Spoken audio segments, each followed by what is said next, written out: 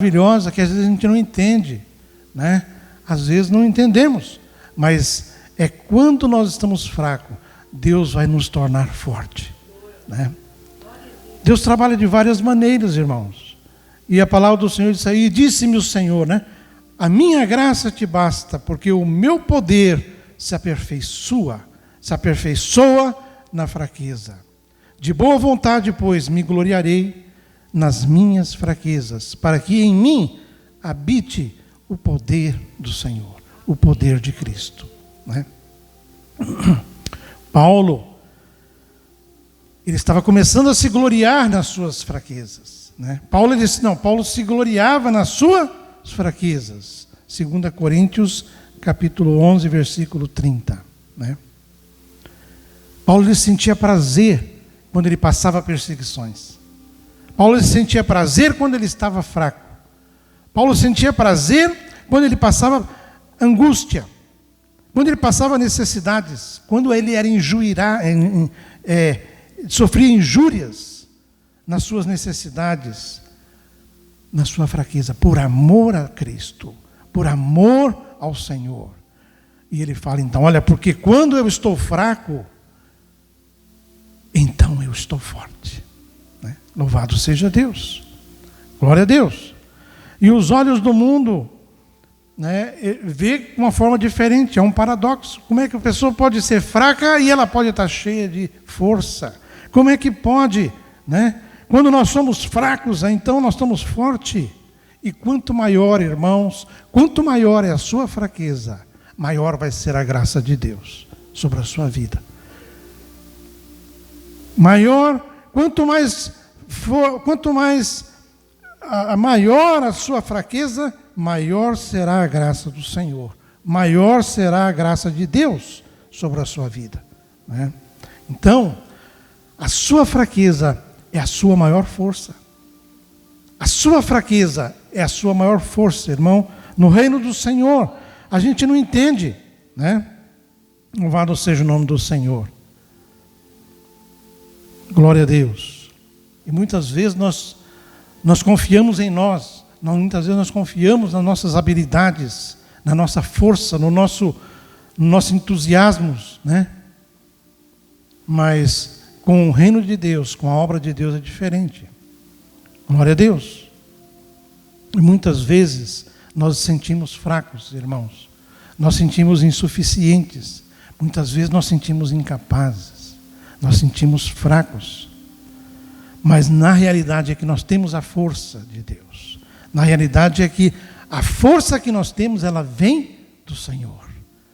A força que nós temos, ela vem de Deus. Porque diz Êxodo capítulo 15, o Senhor é a minha força e o meu cântico.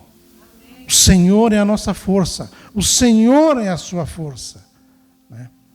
Interessante que quando Israel ficou debilitada por se afastar da presença de Deus, por causa do pecado, havia um homem em Israel. Havia um homem que estava malhando trigo no lugar de malhar a uva. Ele estava trabalhando. Ele estava ali cuidando, fazendo um save, guardando o seu alimento, malhando trigo para guardar das investidas dos amalequitas, dos amonitas e das montanhas de Seir, né? Porque Deus falou que haveria 7 anos de fome, né? E Juízes capítulo 6 fala que Deus ele ordenou para que esse povo pressionasse ao povo de Israel, né? Porque estava fora da presença de Deus. Quando nós se afastamos da presença do Senhor, nós ficamos sem a cobertura, sem o cover de Deus. E nós estamos sujeitos às dificuldades do mundo, né? Então nunca se afaste da presença do Senhor. Nunca se afaste de Deus. Gedeão, ele estava malhando o trigo. E ali a palavra do Senhor diz que havia fome. Havia tristeza no meio do povo de Israel. E a palavra do Senhor diz que o povo começou a clamar a Deus. Diz que o povo começou a clamar ao Senhor. E a palavra do Senhor diz que Deus ouviu a oração, o clamor, o gemido do seu povo. Né? E Deus então levantou, quando apareceu ali, debaixo de um carvalhais, não é isso? O anjo do Senhor apareceu a Gedeão. Então fala, olha, vai nessa tua força, e você vai livrar a Israel. Mas Senhor, eu não tenho força, eu sou o mais fraco, eu sou o mais pequeno da nossa família, eu sou o mais pequeno da tribo de Manassés, eu não tenho condições, eu não tenho capacidade, eu sou fraco, eu não posso. E o Senhor então fala, não, vai nessa tua força, porque eu te ajudarei, você não vai morrer. Louvado seja o nome do Senhor. Gedeão recebeu um chamado, Deus o chamou, Deus o capacitou e Deus o enviou. Louvado seja o nome do Senhor. Deus tem um chamado para nós, Deus te chamou, Deus te capacitou para que você possa fazer a obra do Senhor, fazer a obra de Deus. Eu não tenho força, né? E é desses, irmãos, que Deus trabalha, Deus usa para confundir os fortes, né? A palavra do Senhor diz que, olha, lá no capítulo 6 de Juízes, versículo 14, você vai ler essa história de Gedeão, né? Como que Deus fez uma obra tremenda na vida de Gedeão, né? E Gedeão, sendo fraco, ele se tornou o melhor juiz de Israel. Ele libertou o povo de Israel. Ele falou, você vai libertar o povo de Israel como se fosse um homem só um homem, né?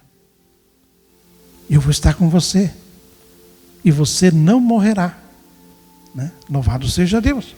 A palavra do Senhor diz assim, olha, vai na tua força e livrarás a Israel. Não te enviei eu? Louvado seja o nome do Senhor. Irmãos, é algo tremendo. Como Deus trabalha nas coisas fracas, né? Deus não quer homens fortes. Deus muitas vezes pega as pessoas fracas e transforma. Nós vimos aí a vida de Sansão. Sansão recebeu uma incumbência para livrar o povo de Israel, né? E ali a força, a palavra do Senhor diz que o Espírito Santo de Deus apossou de Sansão, né? Vinha sobre a vida de Sansão e disse assim, Dalila, lá em Juízes capítulo 16, disse assim, disse pois Dalila a Sansão, declara-me-te, em que consiste a tua força? Aonde está a sua força? Né? A força está em Deus, a força está no Senhor. Sansão, ele teve as suas fraquezas, mas ele conseguiu destruir os filisteus.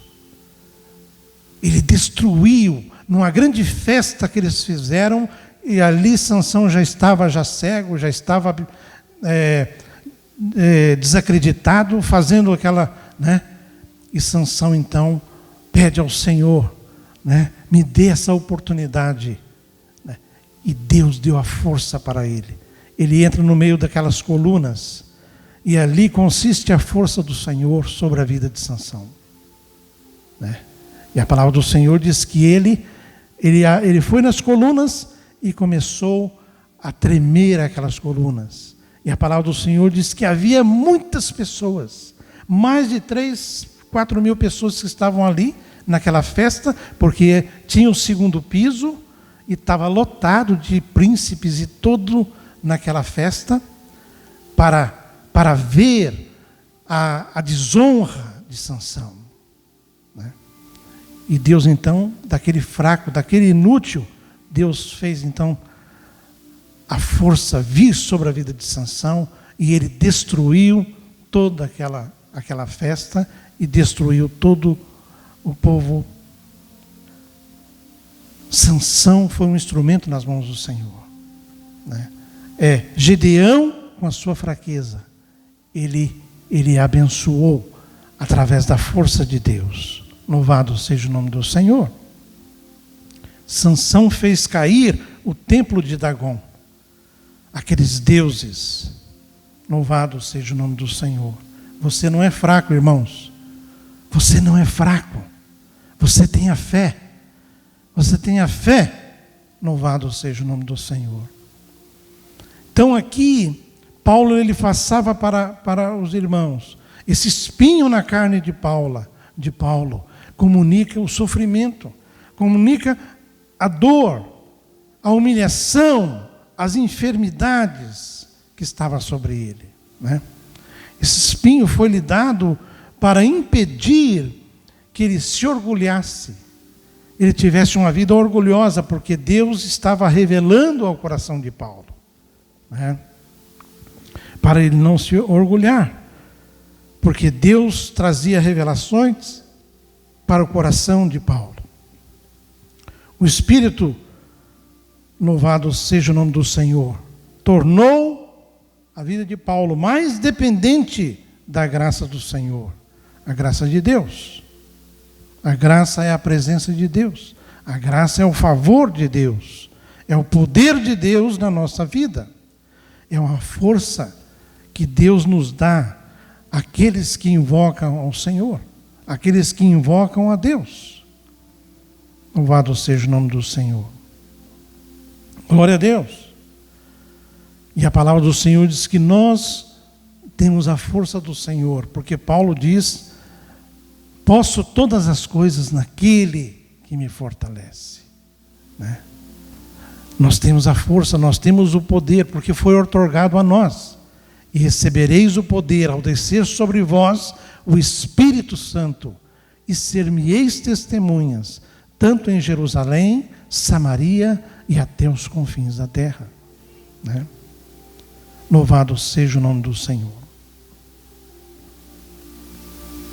E esse poder, essa força, essa graça de Deus, essa graça do Espírito Santo, ela vai permanecer na nossa vida, vai permanecer na sua vida. Para quê? Para fazer você, vai capacitar você para você seguir, para você ir, para você servir, para você permanecer na obra de Deus e realizar tudo aquilo que Ele mandou fazer. Amém? Nós vemos, irmãos, na vida de Davi. Davi foi considerado o homem mais fraco. Davi, a palavra do Senhor diz que quando Samuel foi buscar ali, juntamente com Jessé, buscar os filhos, né? Trouxeram os filhos na presença de Samuel, né? E ali, então, vieram ali Abinadab, que era uma pessoa bélica, uma pessoa de aparência, uma pessoa de estatura, uma pessoa grande, né? E então o Senhor disse: olha, não é esse. Aí mandou vir Abinadab, veio os outros também, e Deus não aceitou, né? Passaram aqueles filhos, e a cada um era mais formoso do que o outro, né? Tinha mais condições, inclusive eles trabalhavam, eles estavam presentes no exército de Saul. Eram pessoas mais apropriadas para ser o rei de Israel, né? Mas Deus usa sempre o mais fraco. Deus sempre, mas não tem mais ninguém. Olha, ainda tem um ainda que está ainda lá pastoreando um grupinho de ovelhas ali, entendeu? E então chama ele, porque enquanto ele não chegar, nós não sentaremos na mesa para cear. Então, Deus trata de uma forma diferente. E quando Davi entrou, a palavra do Senhor diz que Deus revelou ao coração de Samuel: é este, né? Mas esse é pequeno, mas é este. Mas é esse, entendeu? Então a gente pensa diferente. Nós pensamos que é aquele suntuoso, aquele pau, tal, bélico, aquele corpão bonito, tal, entendeu? Então, mas não é. é aquele mais fraco, aquele pálido, aquele que está lá cheirando, entendeu? O pequenininho, que não tem força, né? Mas a palavra de Deus diz que o Espírito Santo apossou da vida de Davi, poderosamente, né? E a palavra do Senhor diz que Deus confirmou no coração de Samuel: olha, vocês olham o que está na aparência, mas Deus olha para o que está dentro do coração. E Davi é um homem segundo o coração de Deus, né? Então, para nós, até o seu pai Jessé achava que era Abinadab, que era um homem bélico, um homem, entendeu? É esse, não é esse, não é esse, eu rejeito. Deus fala, eu rejeito, né? Traz o rapaz aqui, agora então unge ele, porque esse é o rei de Israel, né? Então Deus pega o fraco e torna forte. Com o gigante, ninguém queria atacar ali o gigante, e o gigante só amedrontando o povo de Israel. Eles fizeram até buraco nas montanhas para se guardar, para ficar escondido, né? Mas Deus então levanta Davi, e Davi então vai até o arraial onde está guerreando ali, e ali chega: você veio aqui também para zombar da gente e ficar? Não, eu vim trazer uns tostados aqui para o general, trazer uns queijos para vocês, e para vocês comerem, e para ver como é que vocês estão, né? E ali Abinadab fala uma palavra que ele não era para ter falado, né? Você está assim, soberbecendo, né? Você veio só para... Está lá registrado lá em 2 Reis, parece. Querendo tirar a fé do coração de Davi. A palavra do Senhor diz que Davi não deu olhar para ele. Ele não desviou o seu pensamento, a sua visão do Senhor. Falou: não, eu vou destruir esse gigante que vem afrontar o Deus dos exércitos de Israel, né? Então ele vai até Esaú, ele vai até Saul, e ali fala: olha, eu vou. O que vocês têm? Ele perguntou 3 vezes a respeito do que ele ia ganhar, né? Ele está interessado também em ganhar alguma coisa. Vai ganhar um táxi, não vai pagar táxi. Vai ganhar a filha do rei, entendeu? Então assim, né? Não, vai ter um negócio aí, né? Então fala que eu vou lá, entendeu? Mas Deus o abençoou de uma forma tremenda. Mas você não pode ir, né? Porque você é um rapaz, você é jovem. Só para não dizer, você é fraco, você é pequeno, você é frágil. O gigante Golias, é uma pessoa bélica, uma pessoa que tem experiência, uma pessoa que luta, uma pessoa que já tem matado e ele tem experiência, né? Não, é esse mesmo, né, que eu vou. Nunca mais ele vai afrontar o Deus dos exércitos de Israel, porque eu sei que o meu Deus me livrará, porque ele sabia que ele tinha experiência. Olha, eu já matei um leão, eu já abri a boca de um urso. Uau, né? Então, olha, esse menino tem alguma coisa nele aí, né? Então tá bom, veste a minha coisa, pode vestir meu negócio aí, sai tudo bangalada lá, aquele negócio que troço é esquisito demais, né? Não tem como, né? Aí ele falou: não, isso aqui não dá para mim, né? É outra experiência que traz para nós também, usar a armadura dos outros, né? Você tem a sua armadura, Deus te deu uma armadura. Não fica buscando a armadura do seu vizinho, ora por mim, ora você. Ora para a sua família, pelo seu filho, na madrugada, intercedendo, orando, pagando um preço, né? Não fica buscando armadura de outras pessoas. Você tem a sua armadura. Deus te deu para você. Deus te deu a armadura para você, né? E ele venceu. Porque a palavra do Senhor diz que ele pegou uma pedra lisa, e pegou a sua funda. Não esperou nem o gigante chegar. Ele já preparou. E o Espírito Santo foi guiando, né? E foi na testa. E caiu, né? Então esse é o nosso Deus. Deus pegou aquele homem, aquele jovem que estava lá, e Deus o levantou, Deus encheu do seu espírito, e Deus ungiu ali a Davi. E Davi foi o maior rei de Israel. Então é algo assim. Deus pega as coisas fracas. Quando você está fraco, aí você se torna forte. Quanto mais você fica fraco, quanto mais você depende de Deus, mais você se enche da graça de Deus. Glória a Deus, louvado seja o nome do Senhor. Então o Espírito do Senhor revestiu a Gedeão. Essa palavra de revestimento, revestiu significa vestir-se.